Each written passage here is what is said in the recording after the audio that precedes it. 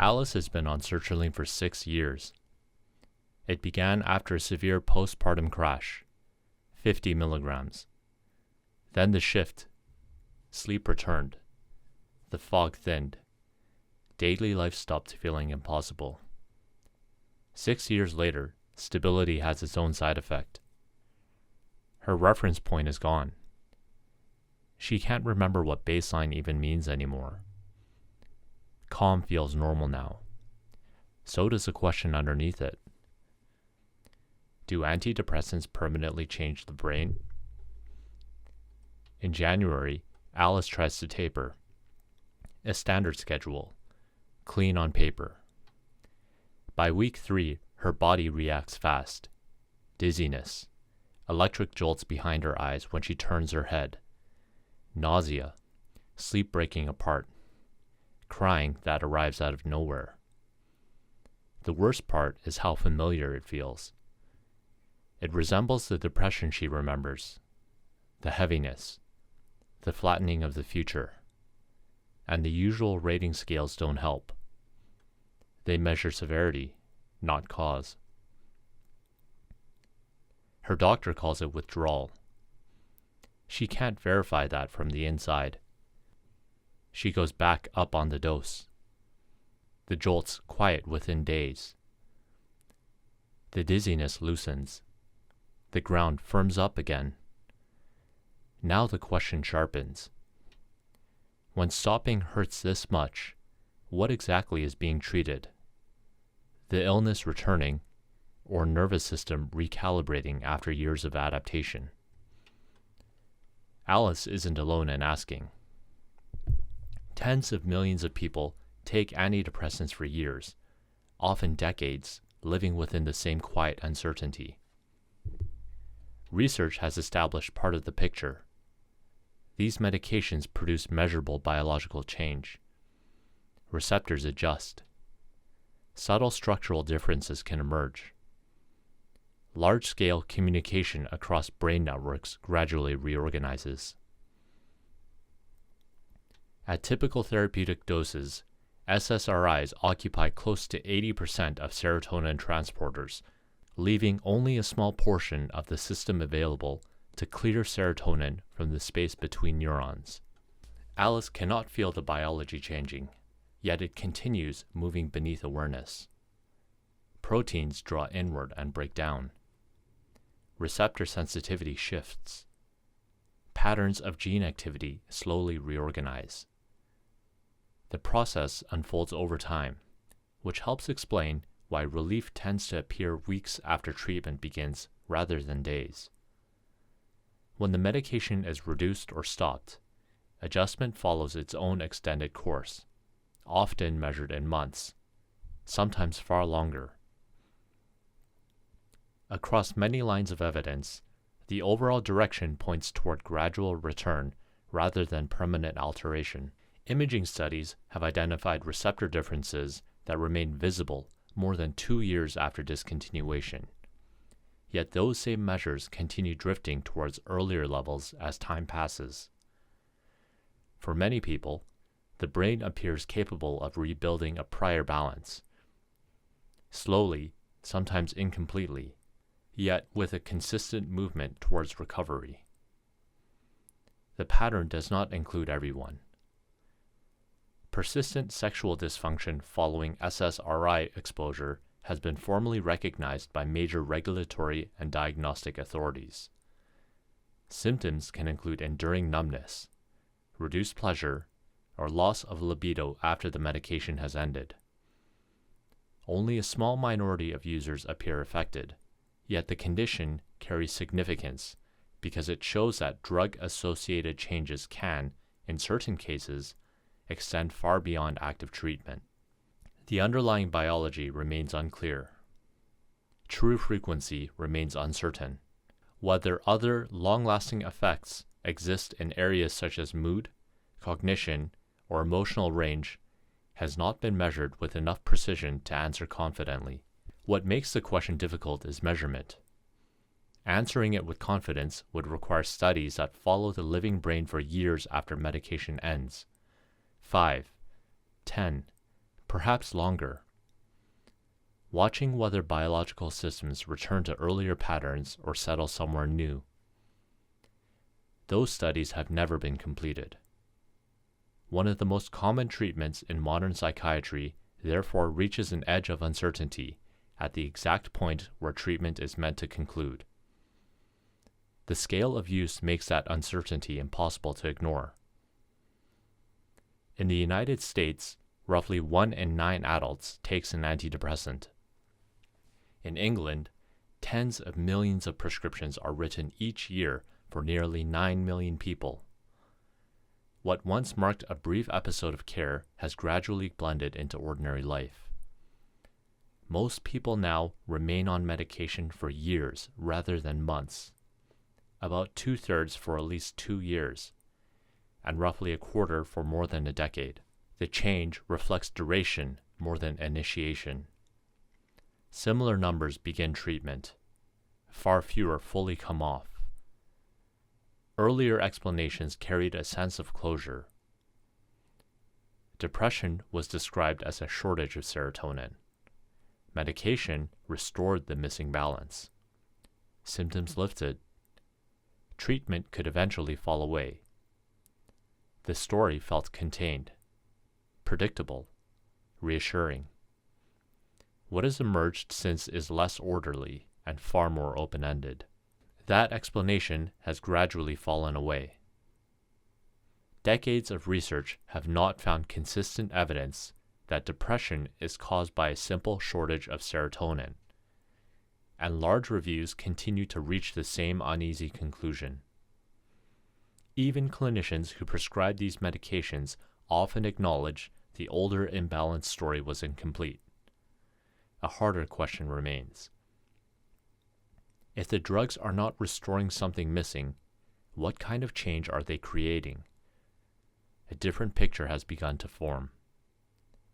Rather than simply adjusting chemical levels, antidepressants appear to influence how adaptable the brain can become, softening patterns that have hardened over time and reopening forms of neural flexibility that usually fade after adolescence.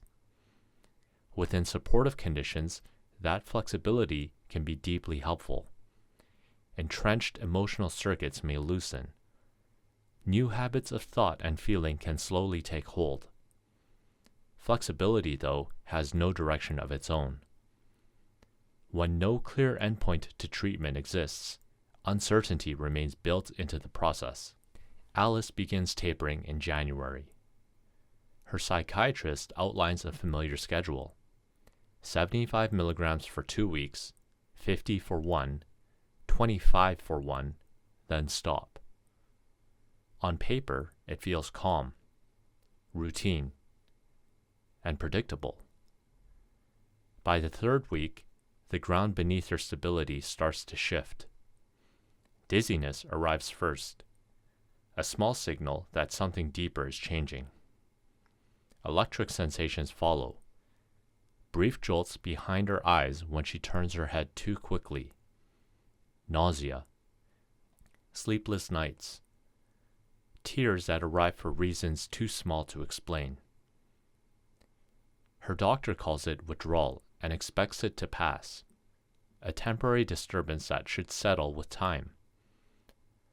Inside the experience, the boundary feels less clear. The weight in her chest echoes the depression she remembers. The future narrows in the same quiet way. From within the feeling, distinction disappears. Even the clinical scales used to measure relapse cannot reliably separate one state from the other. Alice restarts sertraline. Relief comes more slowly this time, less completely. The path back to stability feels longer than before. Her dose rises, steadies her briefly, then begins to lose ground again. Months later, she is taking 150 milligrams, 3 times the amount that once restored her. Medicine has a name for this slow fading of effect: tolerance. The pattern is sometimes called tachyphylaxis. Over time, the brain's counter-adaptations can begin to outweigh the benefit the medication once provided. Estimates vary, yet a meaningful minority of long-term users, perhaps a quarter to a half, experience some degree of this slow fading. She starts to think about dependence, not craving, not euphoria, something quieter, physiological. Her nervous system has reorganized around the expectation that sertraline will arrive each day.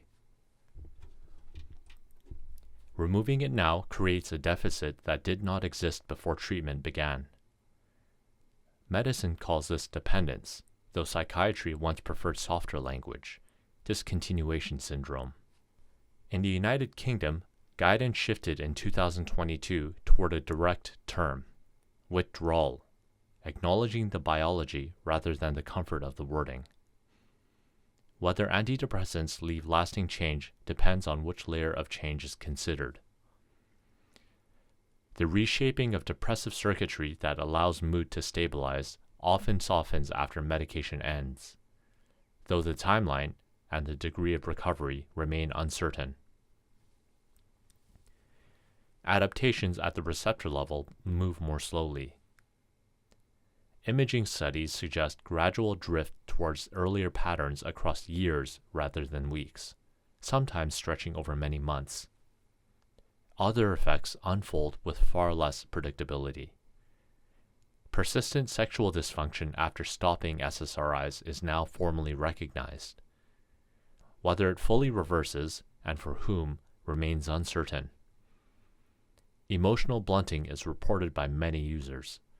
For some, feeling slowly returns after discontinuation.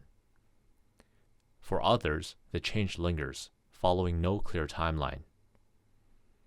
Findings in the brain structures such as the hippocampus remain difficult to interpret. Observed differences are modest. Evidence stays mixed. Separating the effects of medication from the effects of recovery is rarely possible. The brain does not behave like fixed machinery. It adapts continuously, reshaped by chemistry, experience, stress, memory, and time. Antidepressants become part of that environment, not incidental. They are integrated into forces guiding change. Within that framework, alteration is expected. In many ways, it is the purpose of treatment. What remains uncertain is what follows after the medication disappears. When the external signal fades, and the brain must renegotiate its own balance.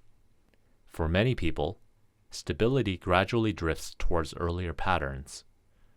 The process can feel slow, uneven, sometimes prolonged. Yet the overall direction often leads towards recovery. For others, the return feels incomplete, as though something settles differently than before. Long-term studies capable of measuring how often this occurs were never fully completed. Evidence arrives in fragments, patient reports, small clinical observations, regulatory recognition of specific syndromes, and a wider absence where certainty would normally stand. Alice keeps taking sertraline. 2 more attempts to taper ended the same way. Instability, then return. Alice's psychiatrist now calls the treatment maintenance, placed beside insulin, beside blood pressure therapy, a chronic condition paired with a chronic solution. The comparison never feels entirely comfortable to her. Treating diabetes does not make the illness harder to leave behind. Depression can change shape over time. Withdrawal can resemble returning illness closely enough that the distinction dissolves inside clinical language and recorded outcomes. So Alice keeps taking sertraline, one among many who have continued for years. Part of a quiet population whose treatment stretches beyond a decade, living inside a medical reality whose long-term neurological ending remains only partially mapped. The medications help. The relief is real. The suffering they soften is real too. What remains uncertain is the biology that unfolds far beyond the opening years. 5, 10, 15, and what the brain ultimately meets when the drug is no longer there. Somewhere between routine prescribing and incomplete scientific certainty, the question of permanence remains. Present. Unresolved. Still waiting for an answer medicine cannot yet give. During the first 2 weeks, almost nothing changes. A faint nausea appears some mornings. A headache drifts in and out without settling. Others describe sedation or bursts of energy, but she feels neither. Mostly there's waiting. The instructions on the bottle remain calm and precise. 1 capsule each day, 4 to 6 weeks before the full effect. She follows the routine without variation. Each morning at the same hour, swallowed with breakfast, repetition begins to take the place of certainty. By the 3rd week, sleep feels unfamiliar. It is not worse, not clearly better, only heavier, as though waking requires moving upward through something thick and quiet. When the alarm sounds, her body rises slowly towards consciousness. She is not exhausted, only softened at the edges. Sometime in the 5th week, the crying disappears. Not gradually enough to notice in the moment, only later when she realizes several mornings have passed without tears. There is no clear turning point. Only the quiet recognition on an otherwise ordinary Tuesday that the pull towards crying is gone. The thoughts still arrive in familiar language. The same quiet lines that once greeted her each morning, telling her she is failing, that she is trapped, that nothing will change. Now, they feel more distant, like sentences overheard rather than truths she must live inside. They remain, but their weight has lessened. Improvement announces itself quietly, not as brightness or joy, but as pressure easing in places she had stopped noticing. Alice can picture the future without the reflexive tightening in her chest. She can sit through a meeting without folding inward. She can cook dinner and feel the effort register as ordinary rather than endless. The relief is subtle enough to miss if she is not paying attention. Yet within that quiet, the simple ability to move through the day begins to return. By the 3rd month, Alice tells her psychiatrist that intimacy feels different. Not gone, but still reachable, but softened in a way that resists description. Sensation arrives through a thin layer of distance, less urgency, fewer sharper peaks, and a steadier, muted plateau.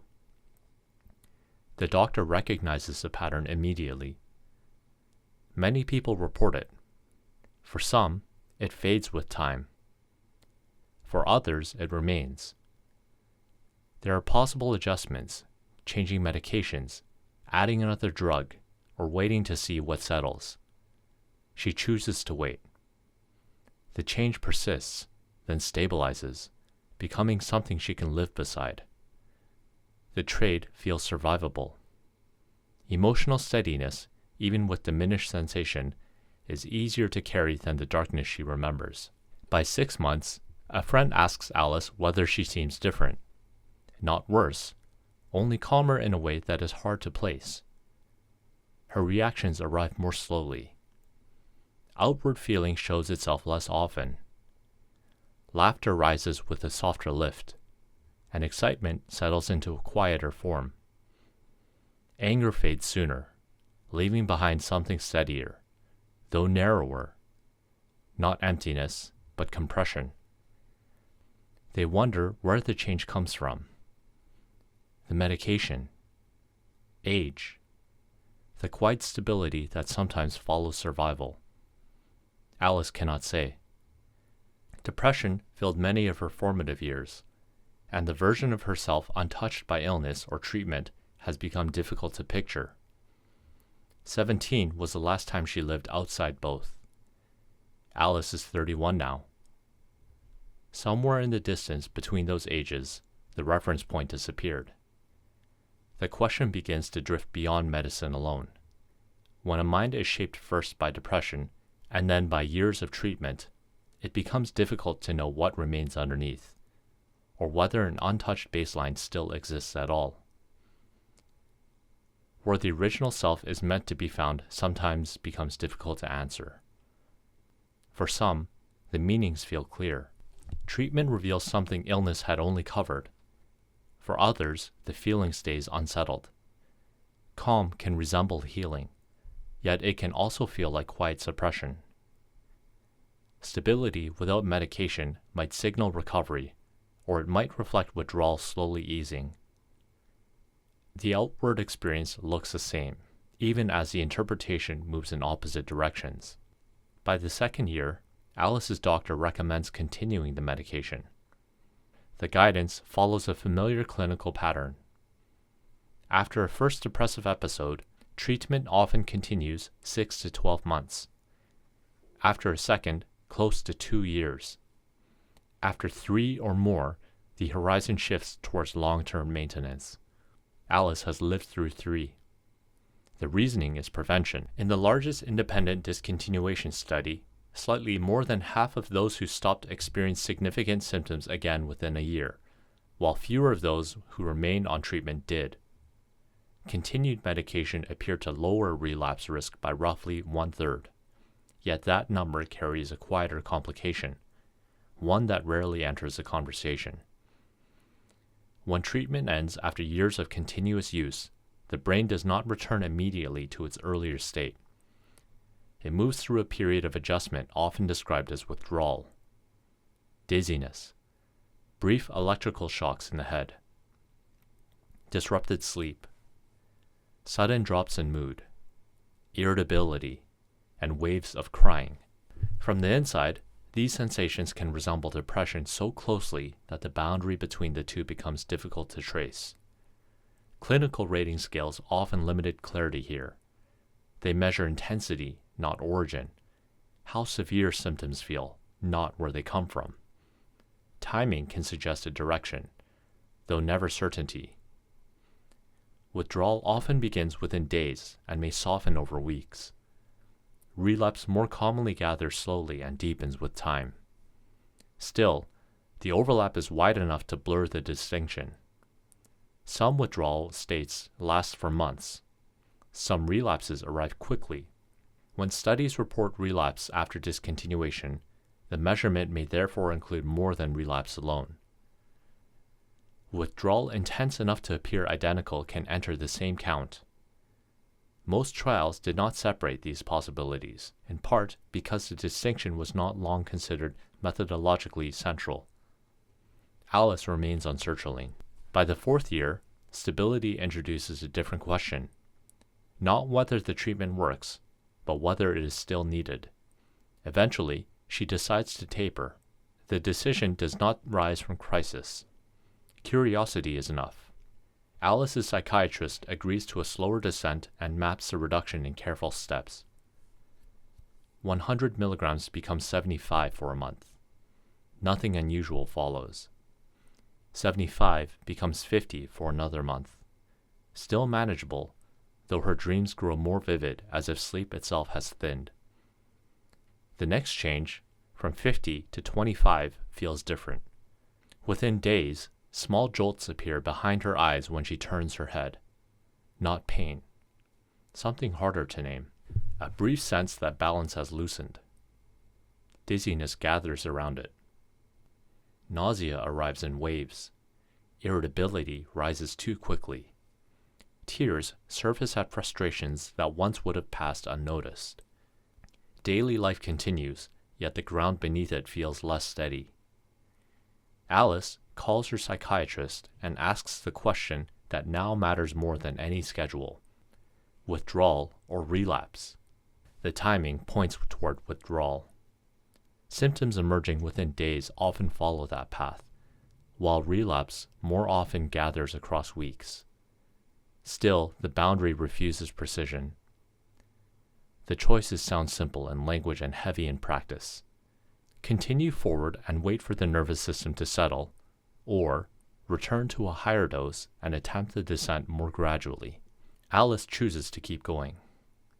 The second week grows heavier instead of clearer. Sleep fractures into thin, unreliable stretches. Intrusive thoughts, once quiet, return at the edges of awareness, their source impossible to name. Illness reemerging, or a brain recalibrating without the chemistry it has come to expect. Alice's partner asks if she is all right. She says yes, because the question feels too large to open. The bathroom door closes. She cries when no one can see. By the third week, she returns to 50 milligrams. The shift is rapid. Within 2 days, the electrical jolts disappear. Dizziness fades into the background. Steadiness returns. Not quite relief. Not quite recovery. Something closer to evidence. Her nervous system has adapted to the drug's presence in ways she cannot easily reverse. Mood stabilizes. Relief comes first. Recognition follows. Stopping is no longer simple. Her nervous system has adapted to the drug's presence. Its absence becomes difficult to absorb. Later, Alice reads about the pharmacology beneath the experience. The relationship is not linear but curved. At higher doses, most serotonin transporters are already occupied. Reducing from 100 milligrams to 50 changes little at the receptor level. Only a small portion of the system becomes newly unblocked. Near the bottom of the scale, the curve steepens. A drop from 10 milligrams to 5, or from 5 to nothing, releases a far larger share at once. The final step holds the sharpest transition. Traditional tapers place the transition at the very end. What once felt like personal failure begins to look structural, a mismatch between biological adaptation and the schedule meant to unwind it. Newer tapering strategies try to follow the curve instead of crossing it. Doses fall in progressively smaller increments, sometimes below the usual therapeutic range. Liquid formulations allow finer adjustments. Custom compounding creates steps where none existed before. The process slows, not to remove difficulty, but to give the brain time to register change without mistaking it for collapse. Months instead of weeks, sometimes half a year, sometimes longer. Guidances begin to shift. In the United Kingdom, national guidance changed in 2022. Professional psychiatric organizations moved in the same direction. Diagnostic language expanded to recognize withdrawal that can persist far beyond what was once considered typical. What appears new is in another sense delayed. Patients had described severe and lasting withdrawal for years. Their experiences were often read as relapse, sometimes as anxiety-shaping expectation. Only after those accounts were gathered and examined together did regulatory attention begin to follow. European authorities reviewed the evidence. Canadian guidance shifted. British recommendations updated. A story once framed as brief and mild discontinuation gave way to something quieter and less certain. Withdrawal can be intense, and for some people it can last far longer than expected. Alice remains on 50 milligrams. The medication still works. Her days hold together. Stability continues. While the question of leaving the drug behind stays nearby, unanswered, and no longer urgent, another attempt at tapering begins to feel harder to justify than remaining where she is. Her psychiatrist agrees. When benefit stays meaningful and the burden remains tolerable, continued treatment can represent a reasonable form of maintenance, care that follows a condition unfolding across years rather than weeks. Even within that stability, uncertainty remains. It is difficult to determine whether the illness itself follows a chronic course, or whether long exposure to medication has gradually reshaped the brain in ways that make continuation feel necessary, even as the original vulnerability shifts. Some researchers approach this question as exploration rather than critique. They consider whether the extended treatment in certain individuals might influence underlying biology in ways that sustain the need for the drug, and whether what appears to be protection from relapse could sometimes overlap with protection from withdrawal. Clear answers have not yet emerged. One proposed framework uses the term oppositional tolerance. In simple terms, as medication pushes the system in one direction, the brain slowly adjusts in the other, building a counterforce alongside the treatment itself. Across long periods, these counter-adaptations can soften the drug's effect, making higher doses seem necessary to preserve stability. If the medication is reduced while those adaptations remain in place, the system may settle below its earlier balance. From the outside, the shift can resemble relapse and often leads to continuation of treatment. Part of the pattern, however, may arise from the brain's long interaction with the drug, an unintended consequence unfolding beside the effort to relieve suffering. Evidence for this possibility remains limited. Most findings come from observation, where the natural course of severe, recurring depression overlaps with years of medication exposure until cause and effect blur together. The idea occupies a familiar place within psychiatry, biologically plausible, still unproven, and dependent on kinds of long-term data that accumulate slowly. How often such processes occur, who might be vulnerable, and whether the pattern could be recognized while it unfolds all remain unsettled. Some clinicians suspect mechanisms like this contribute meaningfully to long-term treatment. Others view the risk as uncommon or too uncertain to guide everyday care. The evidence cannot fully separate these possibilities. What Alice can measure feels closer and more immediate. Life holds together more reliably with a medication than without it. Each attempt to stop has brought disorientation, instability, and the return of something that feels dangerously close to collapse. Resuming the drug restores balance. Whether the balance reflects protection from returning illness or dependence shaped by years of neuroadaptation has no clear personal answer. Both explanations remain biologically coherent. Both lead to the same daily choice. By the 6th year, the refills happen almost automatically. Reflection fades into routine. A pill organizer labeled with the days of the week. A small orange capsule waiting in the morning compartment.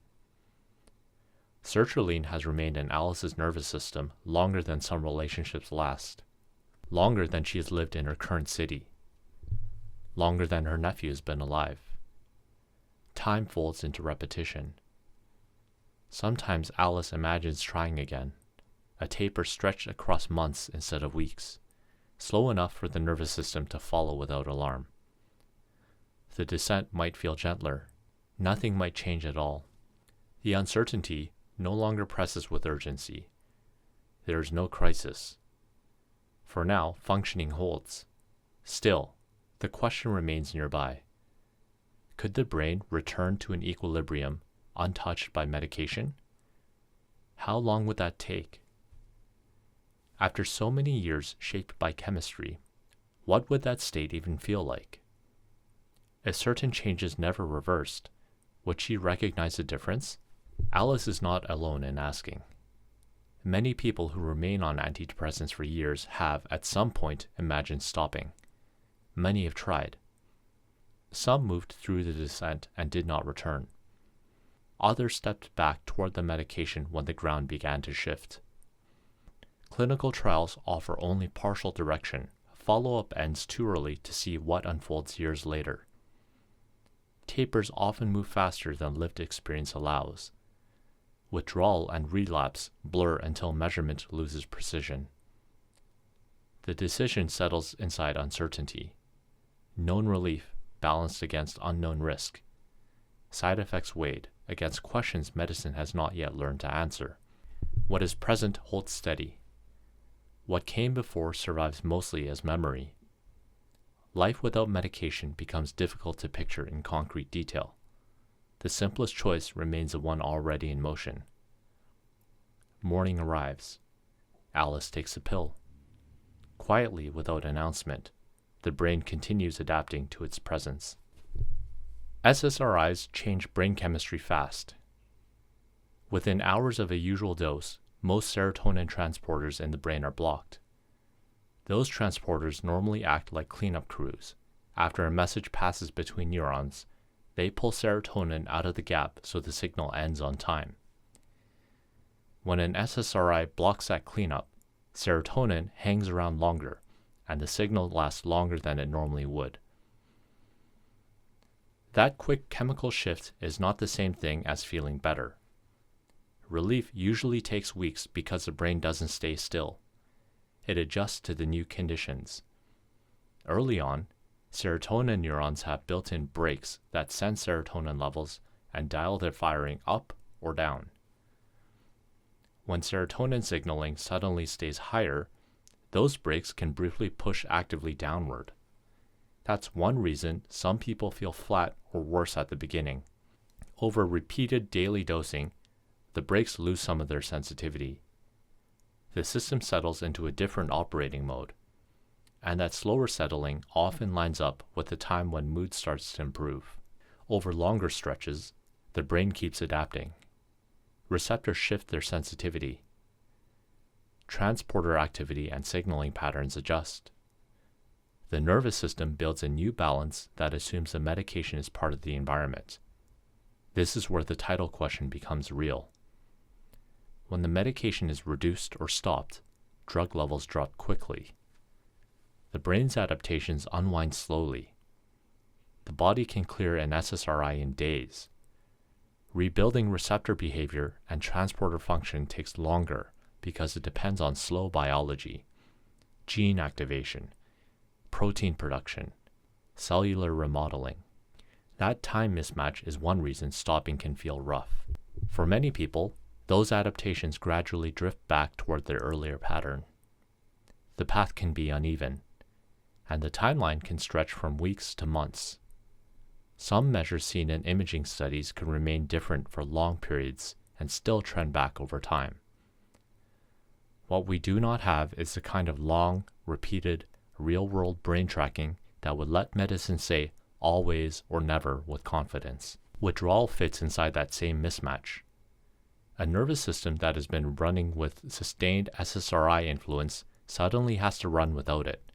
While still shaped by the old settings, symptoms can include dizziness, sleep disruption, mood swings, and the electrical shock sensations some people describe.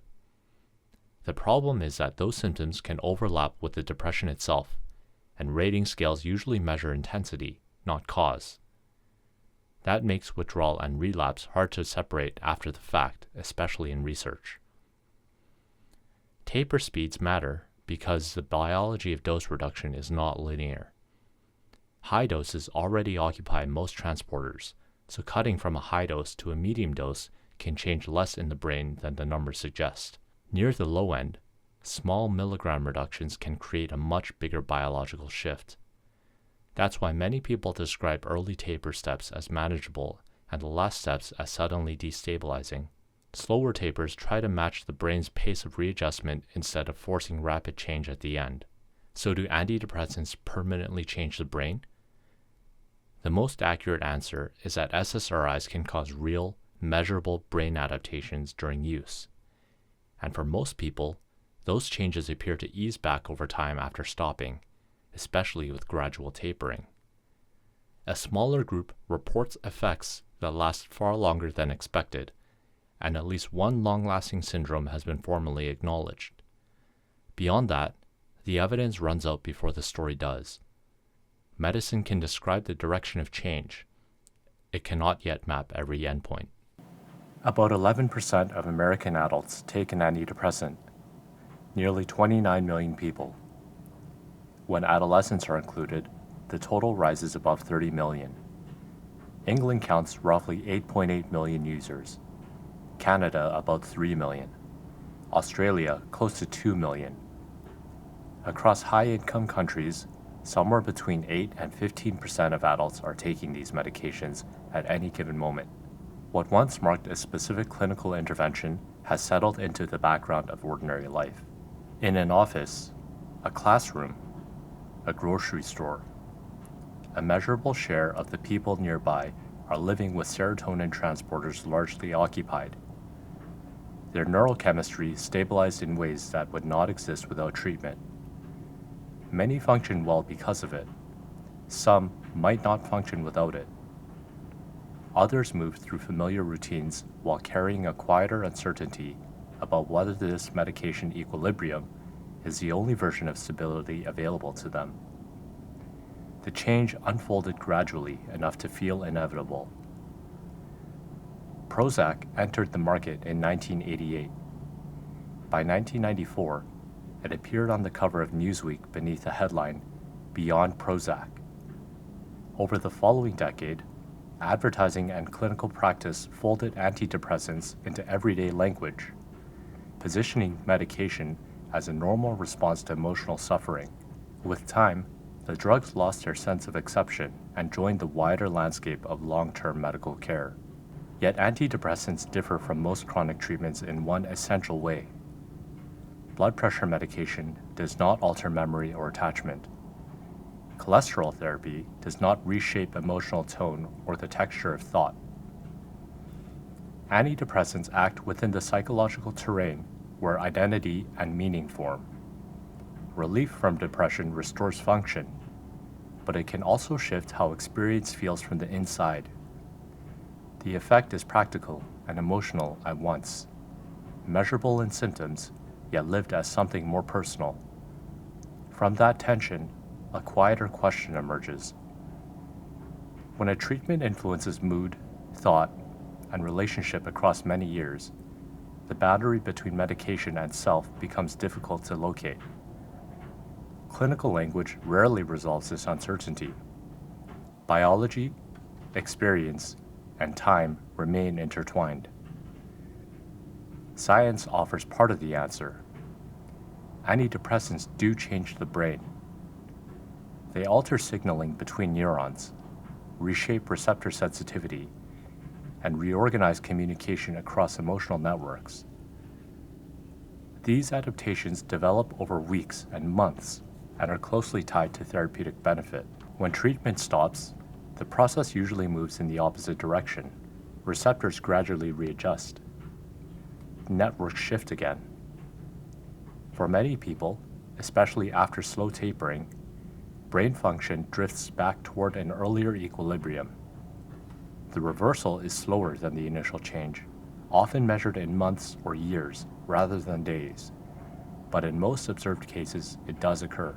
This means the most careful scientific answer is neither absolute nor alarming. Antidepressants rarely appear to cause permanent brain change for most people, but they do produce real, lasting neuroadaptations that can take a long time to fade. And in a small minority, some effects may persist far longer or may not fully resolve. Persistent sexual dysfunction after SSRI exposure stands as the clearest documented example. It is uncommon, biologically unexplained, and difficult to measure precisely, yet formally recognized. Beyond that condition, lasting alterations in mood, cognition, or emotional range remain possible but unproven. The long-term studies required to settle the question definitively have never been completed, so certainty narrows at the edges. What can be said with confidence is limited but meaningful. Brain changes during treatment are real. Many of those changes recede after discontinuation, and some may persist in a minority of individuals. The full long-term picture remains unfinished. The nervous system adapts to the drug, and, when possible, adapts again to its absence. That second adjustment is slower, less predictable, and far less studied. For the person living inside treatment, the question is rarely abstract. Stability carries weight. Work resumes. Relationships hold. Ordinary days become possible again. Against that reality, the alternative is uncertain. Months of tapering, the possibility of withdrawal, the unknown shape of an unmedicated life. Choosing to continue is often less about permanence than about the present moment being livable. Across millions of lives, similar calculations unfold quietly. Some stop and recover fully. Some stop and return to treatment, and some remain for years without revisiting the question. Each path reflects an attempt to balance relief against uncertainty while evidence remains incomplete. Seen from a distance, antidepressant use becomes something larger than individual biology. It reflects vulnerability within brains, but also strain within environments, genetic risk, chronic stress, social pressure, economic instability, isolation, and trauma. Medication can soften suffering without removing its sources, but truths can exist at once: the drug helping the person, the scale of help revealing something unsettled in the world around them. So the question returns in its simplest form: do antidepressants permanently change the brain? The most honest answer is careful and restrained. They can create changes that last a long time. They usually do not create irreversible damage, and they sometimes leave effects that persist beyond treatment. And the science needed to map the full arc, from first dose to final recovery, is still incomplete. The story, like the brain itself, remains unfinished. Alice continues taking sertraline, not because the future is closed, and not only because fear remains, but because the present is stable, and stability has weight. Side effects stay tolerable. Daily life continues to hold. Against that, the unknown feels distant enough to wait. It is a quiet decision, one made not once, but repeatedly, across years that pass without announcement. The same quiet calculation is unfolding in millions of other lives, each one part of an experiment still in progress. An experiment measured not only in neurons and receptors, but in mornings that arrive, days that function, and the fragile persistence of ordinary life. And for now, that is where the answer rests.